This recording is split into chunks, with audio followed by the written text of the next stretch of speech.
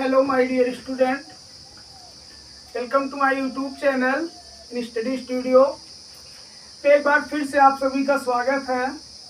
मैं सनी कुमार एक बार फिर से आपके लिए लेके आया हूँ। जैसा कि इसके पहले वाले वीडियो में आपको बताया गया था कि नेक्स्ट वीडियो से हम क्लास 12 की मैथ्स चालू करेंगे। तो आज क्लास 12 की मैथ्स की पहली क्लास है जो कि हमारा NCERT पैटर्न पर आधारित है। उसका एक चैप्टर है चैप्टर नंबर 3। चैप्टर नंबर 3 से हम लेकर चल रहे हैं। चैप्टर नंबर 1 और चैप्टर नंबर 2 आपको इस चैप्टर के बाद करा दिया जाएगा। चैप्टर नंबर 3 का नाम है मैट्रिक्स यानी कि आव्यूह। आज हम लोग बिल्कुल आव्यूह के बेसिक पढ़ेंगे।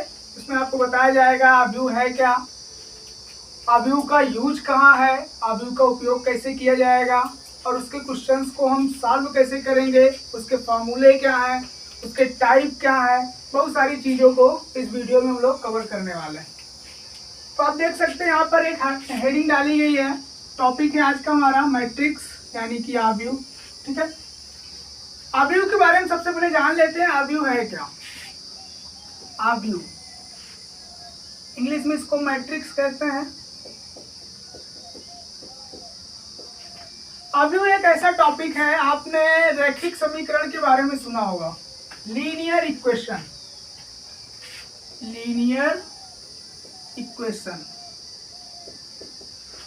रैखिक समीकरण। ठीक है, रैखिक समीकरण किसे कहा जाता है पहले ये जान लीजिए। रैखिक समीकरण उसे कहते हैं कि जिस समीकरण की घात 1 होती है उसे रैखिक समीकरण कहा जाता है। क्या आप लिख देते हैं, जिस समीकरण की घात 1 होती है उसे रैखिक समीकरण कहा जाता है। और समीकरण के बारे में आपने क्लास 8 से ही हमें मिल जाता है, क्या 6 से ही स्टार्ट हो जाता है। बिल्कुल 6 में आपको मिलेगा 1 वेरिएबल का समीकरण यानी एक चर वाले रैखिक समीकरण मिलेंगे। आप 7th में भी आपको एक चर वाला ही पढ़ना पड़ता है, जबकि आप 8th में आते हैं तो आपको 2 चर वाले रैखिक समीकरण मिल जाते हैं। 2 चर वाले रैखिक समीकरण का मतलब क्या हुआ, जिसमें 2 चर होंगे, 2 वेरिएबल होंगे। मतलब क्या हुआ कि मतलब ये हुआ, जैसे हम आपको लिख दें 2x + 3y = 7। अब अगर आप इसमें देखें तो आपके पास 2 चर हैं, एक x है और एक क्या है, y है। तो जिसमें 2 चर हो जाएंगे उसे हम बोलेंगे 2 चर वाले रैखिक समीकरण। अगर इसी इक्वेशन में y को हटा दिया यानी इसको ऐसे लिख दें 2x + 3 = 7, तो इसमें आपको क्या दिख रहा है, केवल x अकेले दिख रहा है।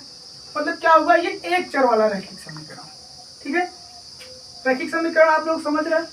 रैखिक समीकरण मतलब ये हुआ है कि ऐसा समीकरण जिसकी घात 1 हो उसे कहा जाता है रैखिक समीकरण।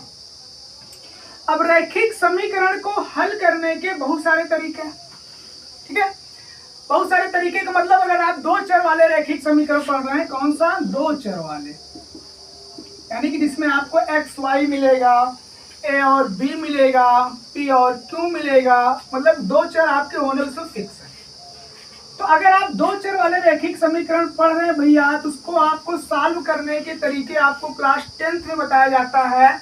उसमें आपको कम से कम 4 मेथड बताए जाते हैं।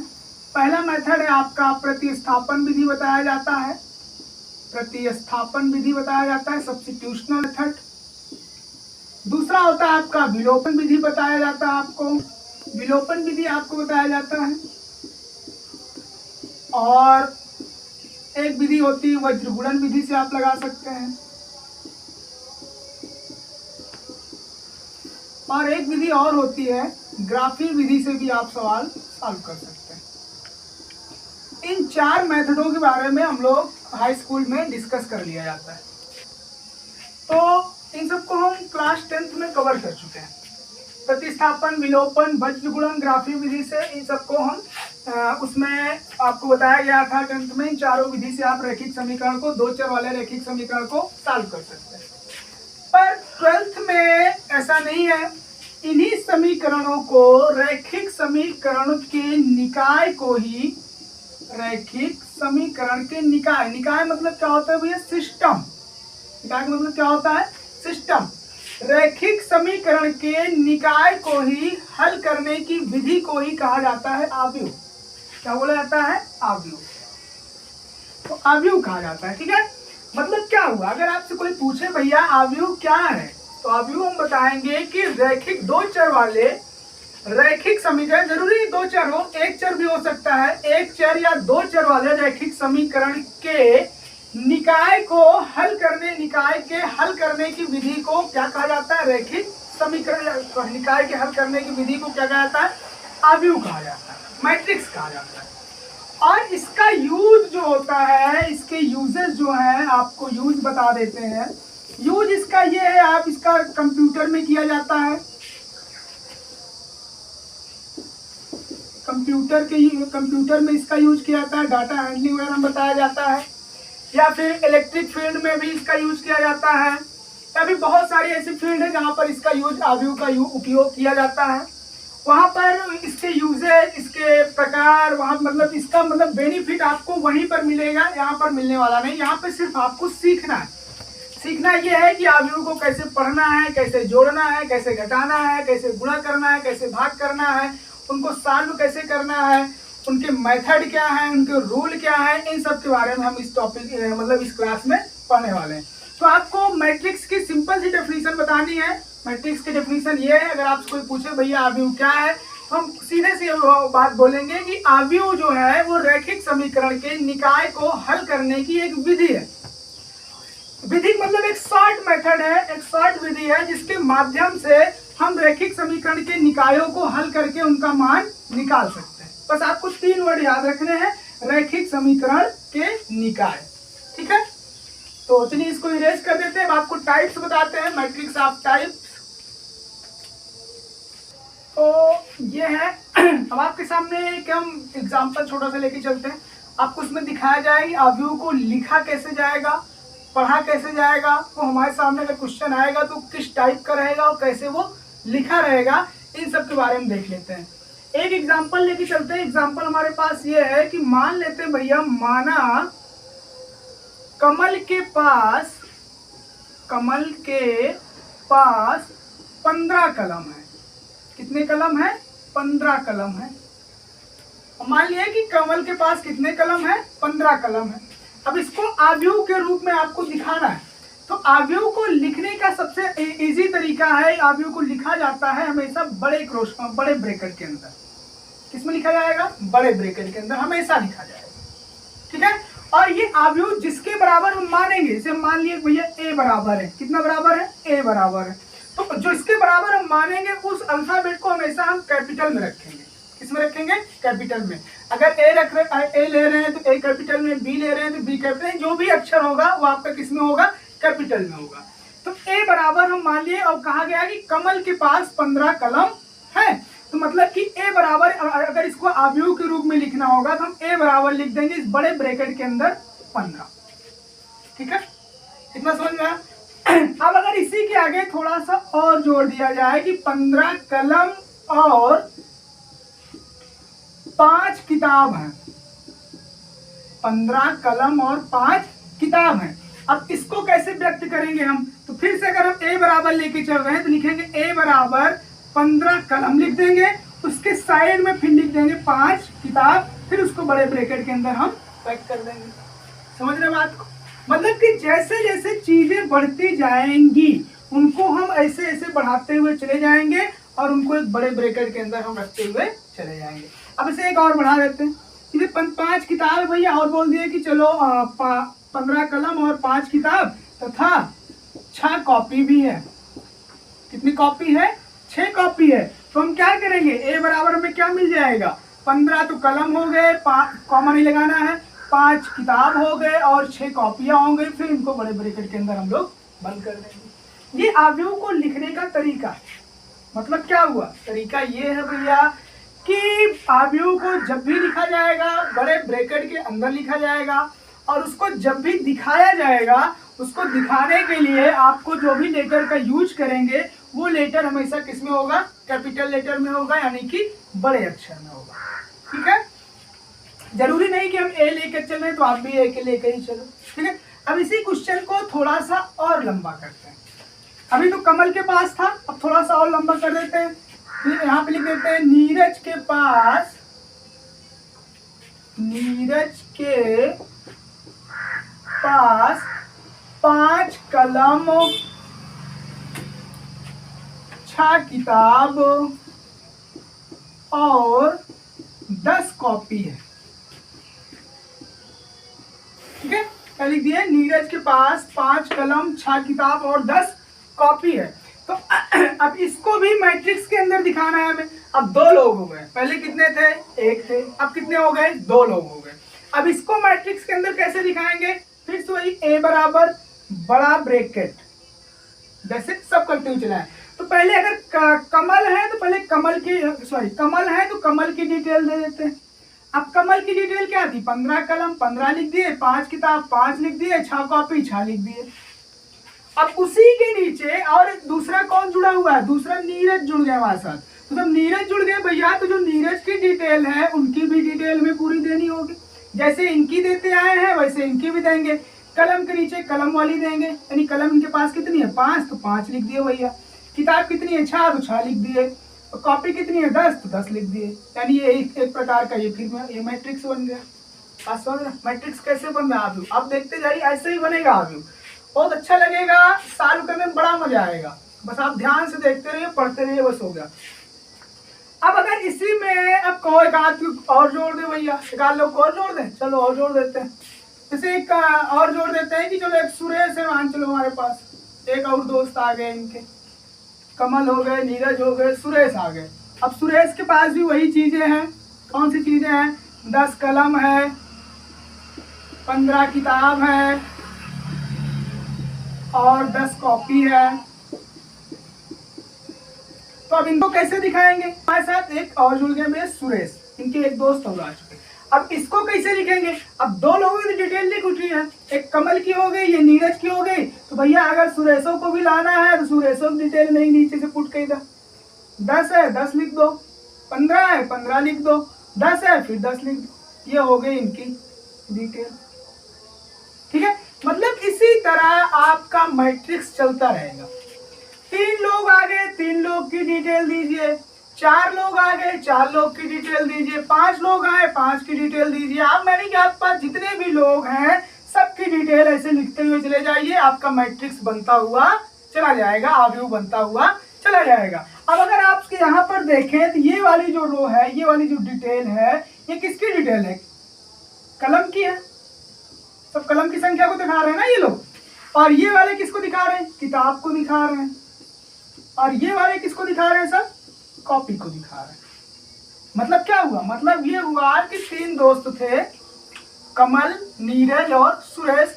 तीनों के पास कलम, किताब, कॉपी थी। उनको एक संयुक्त रूप से हमें लिखना था, संयुक्त रूप से दिखाना था। तो हम कैसे दिखा दिए? इस फॉर्म में दिखा दिए। और यही फॉर्म हमारा क्या कहलाता है? आव्यूह कहलाता है, यानी कि मैट्रिक्स कहलाता है। अब अगर इसी क्वेश्चन को हमें सॉल्व करना होता अलग तरीके से रैखिक समीकरण के द्वारा, तो हम इसमें क्या करते भैया? अगर आपसे कोई पूछा था भैया एक कॉपी, एक कलम, एक किताब बताइए, हम x मानते, इसको 15x करते, इसको 5y करते, इसको 6z करते, फिर उसको सॉल्व करते। तो उसको सॉल्व उस तरीके से ना सॉल्व करने के तरीके से आपको बचाने के लिए एक पद्धति बनाई गई है, और वो पद्धति क्या है? आव्यूह है। डायरेक्ट आप इसको यहाँ पर लिख करके फिर आपसे जो कुछ भी पूछा जाए आप यहाँ से सॉल्व करके आप उनका आंसर दे सकते हैं। ठीक है, तो ये आपके पास इतनी डिटेल हो गई। अब इसको इरेज कर देते हैं, तो फिर आगे चलते हैं इसके आगे। तो अब आगे देखते हैं, आपके सामने ये एक मैट्रिक्स बन के तैयार हो चुकी है। ठीक है, अब इसके बारे में हम जान लेते हैं कि अगर ये आव्यूह बना है, इसमें क्या क्या है, कौन कौन सी चीजें हैं। तो अगर आप देखें तो अगर आप ऐसे लेफ्ट टू राइट चलें, कैसे चलें? लेफ्ट टू राइट, मतलब इधर से उधर चले, तो आपको 3 लाइनें दिखेंगी। एक ये कॉलम, एक ये लाइन बन जाएगी, एक ये लाइन बन जाएगी, और एक ये लाइन बन जाएगी। ये लाइन आपको दिखेगी। अब जो ऐसे लेफ्ट टू राइट जब हम जाते हैं तो जितनी लाइनें बनती हैं उन्हें हम रो कहते हैं। क्या कहते हैं? रो कहते हैं। रो का नाम सुना होगा आपने, रो। हिंदी में पंक्ति बोला जाता है। क्या कहते हैं भैया? पंक्ति। हिंदी में ये पंक्ति है। अगर आप देखें तो कितनी पंक्ति आपको मिलेगी? पहली पंक्ति, दूसरी पंक्ति और ये तीसरी पंक्ति। यानी ये इसका नाम क्या है? प्रथम पंक्ति। इसका नाम क्या होगा? द्वितीय पंक्ति। इंग्लिश में जिसको बोलना हो भैया, सीबीएसई वाले बोल सकते हैं सेकेंड रो, द्वितीय पंक्ति यानी कि सेकेंड रो। ये क्या है? तृतीय पंक्ति है यानी कि थर्ड रो है। यानी इस मैट्रिक्स में आपको क्या मिला? 3 पंक्तियां मिली। कितनी पंक्तियां मिली? 3। प्रथम पंक्ति, द्वितीय पंक्ति और तृतीय पंक्ति लेफ्ट टू राइट जाने पर। ठीक है। अब जैसे हम लेफ्ट टू राइट गए, ऐसे अप टू डाउन आएंगे, यानी ऊपर से नीचे। तो अगर आप ऊपर से नीचे आएंगे तो एक ये मिलेगा, एक ये मिलेगा और एक ये मिलेगा, 3 इसमें भी मिलेंगे। तो जो अप टू डाउन आने पर जो मिलता है उन्हें स्तंभ कहा जाता है। क्या कहा जाता है? स्तंभ। यानी इसका नाम क्या है? प्रथम स्तंभ। क्या नाम है? प्रथम स्तंभ, यानी कि इंग्लिश में बोलते हैं फर्स्ट कॉलम। क्या बोलते हैं? First column. ये सेकेंड वाला ये क्या हो जाएगा? जो है द्वितीय स्तंभ है यानी कि सेकेंड कॉलम। इसके बाद अगर आप ये देखिए, ये क्या, इसका नाम क्या हो जाएगा भैया? तृतीय स्तंभ, यानी इंग्लिश में क्या बोलेंगे? Third column. ठीक है। अब इसमें इस आव्यूह में आपको क्या मिला? 3 पंक्ति मिली, 3 स्तंभ मिले। अब आप कहोगे सर हर सब में यही होगा, 3 पंक्ति 3 स्तंभ, 3 पंक्ति 3 स्तंभ। ऐसा नहीं है। किसी आपको मतलब कि ये हो जाएगा, किसी में आपको मिलेगा कि भैया 2 पंक्ति 3 स्तंभ हो सकते, 1 पंक्ति 3 स्तंभ हो सकते हैं, 3 पंक्ति 4 स्तंभ हो सकते हैं, या फिर 2 स्तंभ 3 पंक्ति, यानी कुछ भी हो सकता है। Anybody else. जैसे अगर मैं ये लिख दूं, चलो अच्छा ये देखो, x बराबर है यहाँ पर 2 है, 4 है, 6 है, 8 है। अब इसमें आपको कितनी पंक्तियां दिख रही हैं? ये पहली पंक्ति, ये दूसरी पंक्ति, यानी आपको पंक्तियां कितनी मिली? मात्र 2, फर्स्ट और सेकंड, 2 पंक्ति। स्तंभ कितने हैं? 2, 1 और 2 आपको स्तंभ मिल गए। तो ये इसमें मतलब जरूरी फिक्स नहीं है कि 3 पंक्ति 3 स्तंभ, ऐसा कोई नहीं। कितनी भी पंक्तियां हो सकती हैं और कितने भी स्तंभ हो सकते हैं। आपको ये मतलब कि वो आव्यूह के ऊपर डिपेंड करेगा। अब तो आप ढूंढ सकते हैं ना भैया कितनी पंक्ति कितने स्तंभ है एक आव्यूह में, कितना तो जान लेंगे आप। अब आपको पढ़ाते हैं ऑर्डर ऑफ मैट्रिक्स। क्या बताते हैं? Order of matrix. आव्यूह की कोटि। क्या बताएंगे? आव्यूह की कोटि। अब कोटि क्या है? एक नया वर्ड मिला आपको, ऑर्डर। ऑर्डर का नाम आपने सुना होगा। इंग्लिश में ऑर्डर होता है, ऑर्डर का मतलब इंग्लिश में क्या बोलते हैं? जनरली आदेश देना या फिर आज्ञा करना, पर ऐसा नहीं। यहाँ पे इसका मीनिंग कुछ दूसरा होगा। ऑर्डर, आप अगर स्कूल जाते हैं, स्कूल में आपको अगर आपकी लाइनें लगती हैं तो आपको बोला जाता है कि भैया एक डेफिनेट ऑर्डर में खड़े हो जाइए। डेफिनेट ऑर्डर का मतलब क्या होगा कि छोटे से बड़ा, छोटे से बड़ा, छोटे से बड़ा, या फिर बड़े से छोटा, बड़े से छोटा, मतलब एक डेफिनेट ऑर्डर होना चाहिए। यानी मतलब कि नियमित क्रमांक होना चाहिए, नियमित एक मतलब रूल होना चाहिए, उसे ऑर्डर बोल दिया जाता है। तो यहाँ पर भी ऑर्डर का वही मतलब है। ऑर्डर का मतलब ये है कि जो हमारा मैट्रिक्स बना हुआ है उसमें कितने पंक्ति और कितने स्तंभ हैं। यानी कि हम कोटि बराबर सूत्र आपका लिख देते हैं। कोटि बराबर सूत्र होता है पंक्ति गुणे स्तंभ। क्या होता है? पंक्ति गुणे स्तंभ। कोटि बराबर सूत्र होता है। अब कोटि को, पंक्ति को हम लोग स्मॉल यम, स्तंभ को हम लोग लिख देते हैं यन से। तो हमारी कोटि बन जाएगी पंक्ति गुणे स्तंभ। यानी पंक्ति को अगर हम लोग स्मॉल यम से दिखा रहे हैं, स्तंभ को स्मॉल यन से, तो वहाँ कोटि बन जाएगी। इसको लिख सकते हैं यम इंटू यन। यानी ये फॉर्मूला है हमारा कोटि का। कोटि का फॉर्मूला क्या है? यम इंटू यन, यानी कि पंक्ति गुणे स्तंभ। ठीक है। अब अगर आपसे कोई पूछे, जैसे हमारे सामने मैट्रिक्स बना हुआ है, ये अगर आपसे पूछे कि भैया ये जो आव्यूह दिया गया है, इस आव्यूह की कोटि क्या है, तो आप इसमें सीधे सीधे गिन लीजिए। पंक्ति कई जो है? 1 2 3, 3 पंक्तियां हैं। स्तंभ कितने हैं? 1 2 3। 3 पंक्ति भी है और 3 स्तंभ भी है। मतलब इसको क्या लिख सकते हैं? 3 इंटू 3, क्योंकि यम की जगह क्या लिखेंगे? 3 और यन की जगह क्या लिखेंगे? 3। मतलब जो ये वाला आव्यूह है वो हमारा कितने, किस कोटि का है? 3/3 का है। बाई करके बोलेंगे, मल्टीप्लाई नहीं। हाँ, क्या बोलेंगे? 3/3 कोटि का ये वाला आव्यूह है। ये वाला आव्यूह कितनी कोटि का है? 2 पंक्ति 2 स्तंभ। क्या हो जाएगा? 2 इंटू 2, यानी कि 2/2 कोटि का ये वाला आव्यूह। ठीक है, इतना समझा। अब आगे चलते हैं। अब जो आव्यूह के अंदर जो नंबर्स लिखे हुए हैं, इन नंबर्स को कहा क्या जाता है? तो जो नंबर्स लिखे हुए हैं इन नंबर्स को एलिमेंट्स बोलते हैं, यानी कि हिंदी में कहा जाता है अवयव। क्या कहते हैं? अवयव। तो अगर आपसे कोई पूछे भैया जो ए अवयव यानी ए बराबर जो अवयव लिखा हुआ है इस अवयव में अवयव कितने हैं, तो आपको अवयव गिन लेने हैं। 1 2 3 4 5 6 7 8 9। कितने अवयव हैं? 9।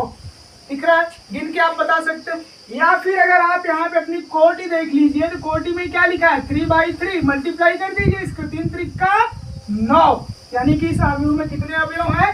9 अवयव उपस्थित है। यानी जो उसकी कोटि है उस कोटि में अवयवों की संख्या हम कैसे ज्ञात कर सकते हैं? उसकी कोटि को मल्टीप्लाई कर दीजिए, आपको अवयवों की संख्या मिल जाएगी। इसमें अगर आप देखें 2 गुणे 2 यानी 2 दूना 4, यानी आपको कितना मिल गया? 4 अवयव हैं, यानी इस अवयव में कितने अवयव उपस्थित हैं? 4। तो इस तरह से मैंने आपको कोटि तक का सिलेबस कंप्लीट करा दिया है। अब आगे पढ़ते हैं टाइप्स ऑफ मैट्रिक्स। तब तक के लिए इसको इरेज करते हैं हम लोग। तो चलिए अब आगे देखते हैं।